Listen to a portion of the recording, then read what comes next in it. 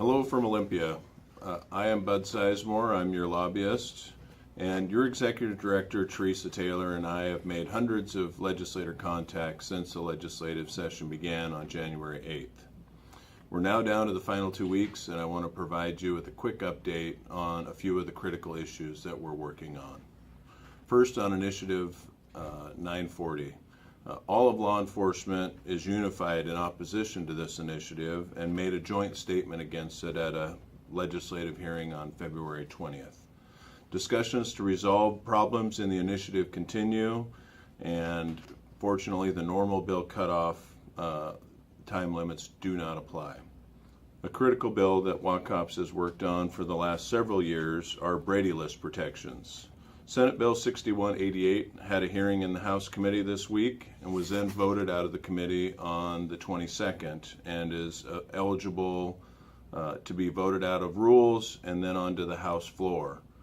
This bill has been passed by the House floor twice with the exact same language that is in Senate Bill 6188, so we're very optimistic. On our PTSD bill, the House version made it to the Senate and was heard in committee this week, but is not likely to move any further due to a drafting error in the bill title and the needed amendments. The legislature, at this juncture of the session, with less than 2 weeks to go, just doesn't have the time to be able to fix the bill and have it go back and forth between the two chambers, especially when we have a Senate bill that's still alive and has passed the Senate 46-1. Senate Bill 6214 is that PTSD bill. It's now been voted out of the House Labor Committee, and we're awaiting for it to be referred either to the Appropriations Committee, which would mean that I'm back down here this weekend at a hearing, or directly to Rules, and then we'll work on getting it out of Rules and directly to the House floor. This bill makes two key changes to the law. First, it allows multiple exposures to traumatic events that result in PTSD to qualify as an occupational illness, and also this allows PTSD to be a presumptive disease for those that have 10 years of service or more.